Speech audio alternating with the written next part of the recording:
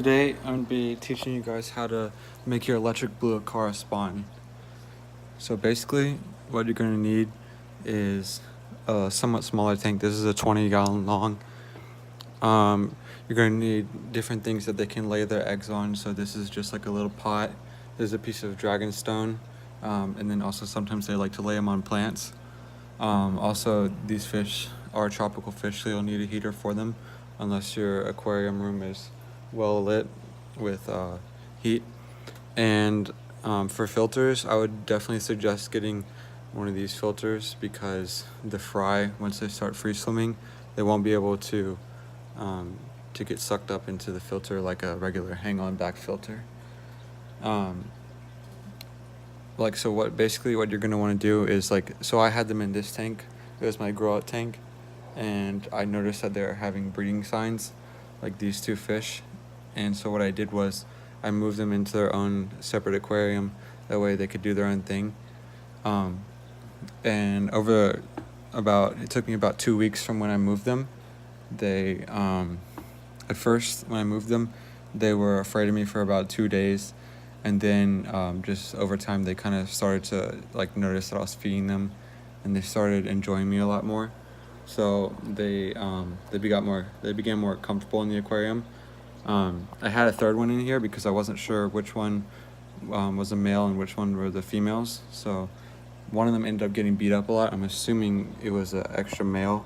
I ended up putting him into a different tank because he was kind of beat up.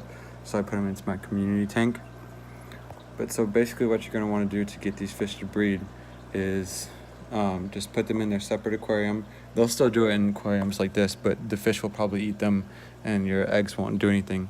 So what you're going to want to do to get them to breed is put them in their own aquarium, and then every 3 to 4 days, I would suggest doing at least a 15% water change with not really cold water, but colder than you would normally fill your tropical fish tanks, because this simulates a rainfall in their natural environment, and I guess rainfall makes them want to breed.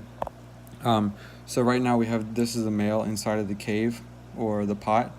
I wish it would come out, but normally males tend to have a lot brighter and prettier colors than the females. This one is a female up here. A lot of times when the females are spawning, you can kind of see on their forehead. Right now it's not showing it. I was showing it earlier though. The forehead is kind of black closer to the mouth and really light on the top, whereas normally it would just look like all brownish. So also you can tell this one is a lot blacker around its body, which kind of helps you know it's a female, whereas this one, if you would come out, I could show you that he is definitely a male. But if you see, I would suggest that you try to leave the fish in here with them because they're decent parents. But if they begin to eat the eggs, then just move them back into whatever aquarium you want. If it's like this one or a different one, just move them out and then let the fry do their thing. But yeah.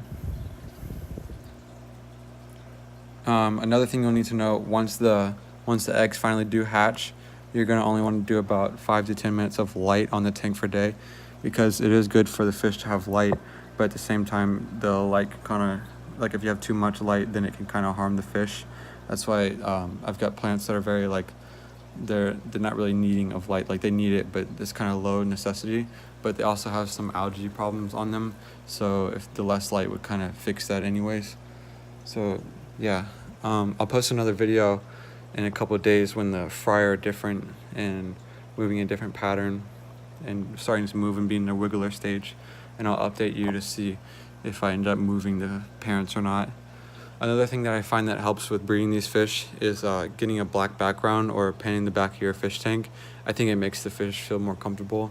I could be wrong, but it normally works better when I do it like that. Definitely do not put plecos in the tank with your fry, because plecos are notorious for eating eggs.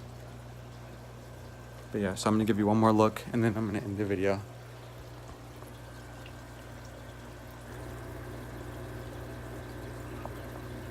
So yeah, thanks for watching. If you liked any of this, or you want to see what happens to the eggs in the next couple of days, go ahead and subscribe to my channel, and leave post notifications on by hitting the bell icon if you'd like, because you don't normally see it, especially since only have a couple of subscribers. Like, you'll definitely see your higher up subscribers before you see mine. But yeah, thanks for watching.